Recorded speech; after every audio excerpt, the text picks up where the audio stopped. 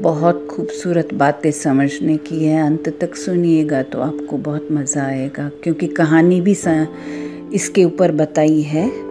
हमारे यहाँ बच्चे पैदा होते हैं तो या तो वो कुछ लेने आते हैं या कुछ देने आते हैं, इसलिए तो हमारे घर में पैदा होते हैं। लेकिन किस हिसाब से पैदा होंगे, क्या किया तो कैसे बच्चे पैदा होंगे, वो बताया है आगे।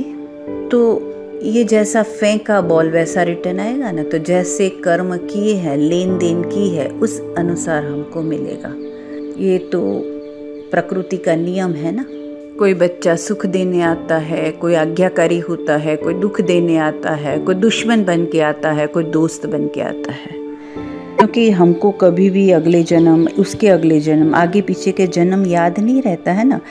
फिर कहते हैं मेरे साथ ही क्यों, क्योंकि मैंने ही किया है।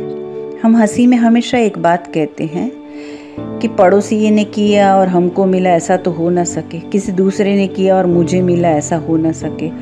जैसा बीज बोएंगे वैसा फल निकलेगा, क्योंकि हर एक हमें ऐसा ही कहता है, हमने तो इस जन्म में ऐसा कुछ नहीं किया जो ऐसे पत्थर जैसे बच्चे पैदा हुए, उससे तो अच्छे नहीं होते तो ही बेहतर। लेकिन सभी के साथ ऐसा नहीं होता है, कलयुग में भी अच्छे बच्चे भी होते हैं। वैसे ही संतान के रूप में हमारा कोई पूर्व जन्म का संबंधी आकर जन्म लेता है। तो 4 प्रकार के बच्चे बताए हैं। एक है ऋणानुबंधन, पूर्व जन्म का कोई ऐसा जीव जिससे आपने ऋण लिया हो या उसका किसी भी प्रकार से धन नष्ट किया हो, वह आपके घर में संतान बनकर जन्म लेगा और आपका धन बीमारी में या व्यर्थ के कार्यों में तब तक नष्ट करेगा जब तक उसका पूरा हिसाब ना हो जाए। और जिस दिन उसका हिसाब पूरा हो जाएगा, 1 सेकंड भी नहीं टिकेगा, चाहे वो डॉक्टर का हो, चाहे किसी भी रीत का हो। कई बच्चे जन्मते ही हॉस्पिटल में ही रहते हैं और इतना खर्चा कराते हैं और हॉस्पिटल में ही शरीर छोड़ देते हैं।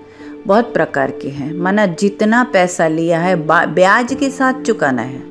फिर दूसरा है शत्रुपुत्र, पूर्व जन्म का कोई दुश्मन आपसे बदला लेने के लिए आपके घर में संतान बनकर आएगा और बड़ा होने पर माता पिता से मारपीट, झगड़ा या उन्हें सारी जिंदगी किसी भी प्रकार से सताता ही रहेगा। हमेशा कड़वा बोलकर उनकी बेइज्जती करेगा, वह उन्हें दुखी रखकर खुश होगा और उसमें उसको मज़ा आएगा। और आजकल के बच्चे यही करते हैं, माँ बाप को मारते हैं, घर से निकाल देते हैं, सारे पैसे लूट लेते हैं और वो देखकर भी वो खुश होते हैं। माँ बाप को तड़पते हुए देखकर वो बहुत बहुत खुश होते हैं। तीसरा है उदासीन पुत्र, इस प्रकार की संतान ना तो माता पिता की सेवा करती है, ना कोई सुख देता है, बस उनको उनके हाल पर मरने के लिए छोड़ देती है। विवाह होने पर वो माता पिता से अलग हो जाते हैं। और चौथा है सेवक पुत्र, पूर्व जन्म में यदि हमने किसी की खूब सेवा की है तो वो अपनी की हुई सेवा का ऋण उतारने के लिए हमारा पुत्र या पुत्री बनकर आता है और हमारी सेवा करता है। जो बोया है वही तो काटेंगे। अपने माँ बाप की सेवा की है तो ही आपकी औलाद बुढ़ापे में आपकी सेवा करेगी, वरना कोई पानी पिलाने वाला भी आपके पास नहीं होगा। तो एक कहानी से समझाने की कोशिश करती हूँ। किसी शहर में एक परिवार था जिसमें पति पत्नी अकेले रहते थे। उनकी शादी हुई 20 साल हो गए थे, लेकिन फिर भी उन्हें कोई संतान नहीं थी। संतान सुख प्राप्ति के लिए उन्होंने बहुत दान पुण्य किया, तीर्थ किए, पूजा पाठ, जप तप व्रत इत्यादि बहुत कुछ किया। तो अंत में एक पुत्र की प्राप्ति हुई।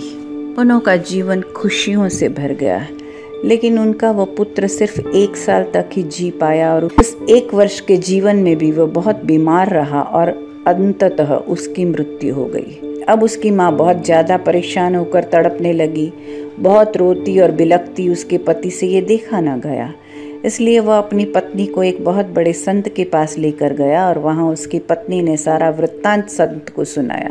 कहा 20 साल के बाद बहुत ही मुश्किल से एक संतान मिली थी और वह भी 1 साल में ही बीमारी का शरीर छोड़कर चली गई। तो संत ने पूछा, अब आप क्या चाहते हो? तो वह बोली, आपसे एक विनती है कि मैं अपनी उस संतान के मुख से एक बार मुझे माँ कहते हुए सुनना चाहती हूँ, इसलिए थोड़े समय के लिए मेरी संतान को जीवित कर दे। संत बहुत बड़े सिद्धि प्राप्त पुरुष थे, तो उन्होंने हामी भरी और कहा तथास्तु। उनके ऐसा कहते ही उन दंपति की संतान जीवित हो गई। माँ का खुशी का ठिकाना न रहा और तुरंत बोली कि मेरे पुत्र, मुझे बस एक बार माँ कहकर पुकारो। परंतु ये क्या? उनका पुत्र तो उन्हें क्रोध वाली दृष्टि से देखने लगा और बोला, मैं तुम्हें माँ कैसे कह सकता हूँ? तुम वही हो जिसने पूर्व जन्म में मुझसे मेरे पति को छीन लिया था और मेरी सौतन बनकर रहने लगी थी, और इसी वजह से मैं दिन रात बहुत रोती तड़पती थी और एक दिन इसी दुख में अपना शरीर छोड़ दिया। इसलिए ही मैं इस जन्म में तुमसे अपना हिसाब किताब चुकतू करने आई थी। मैं जितनी रोई और तड़पी, अब तुम भी उतना ही तड़पोगी। वह स्त्री जैसे सुन्न हो गई और पश्चाताप में डूब गई। तो अब आप सब इस कहानी से ये समझ ही गए होंगे कि हमारी वजह से किसी का परिवार को दुख देना, किसी को धोखा देना, पाप कर्म करना और हमारे ही इन्हीं कर्मों की वजह से हमें बददुआ मिलती है। श्रेष्ठ कर्म और पाप कर्म दोनों ही किसी न किसी रूप में हमारे सामने आते ही है। तो अब आपको अपना जीवन देखना है और हर कर्म इसी आधार पर करना है कि हमारी वजह से किसी का नुकसान न हो, किसी का दिल न दुखे, किसी की आंखों में आंसू न आए, कोई तड़पे नहीं, कोई इतना न तड़पे कि हमें बददुआएं दे और वह बददुआएं हमें लगे। इसलिए हमेशा हमेशा पुण्य का खाता और दुआओं का खाता जमा करे। यदि कोई पाप कर्म आपके सामने आए तो पश्चाताप कर और शुभ भावना देकर जीवन में आगे बढ़े। और अगर पाप कर्म के हिसाब से कुछ भी होता है तो पुण्य का खाता इतना बढ़ाए जो पाप का खाता दब जाए और जीवन में वापस खुशी आए। तो हमेशा हमेशा शुभ कर्म, श्रेष्ठ कर्म, अच्छे कर्म ही कीजिए जिसका रिटर्न हमें शुभ ही मिलेगा। हमारे कर्म ही हमें हंसाते हैं, हमारे कर्म ही हमें रुलाते हैं, और ये कर्म का सिद्धांत है, जैसा करोगे वैसा पाओगे, जैसा बीज बोओगे वैसा फल मिलेगा। सबको खुशी दो, सबको सुख दो। अगर सुख दे दोगे सबको तो मृत्यु भी सुखी से आएगी।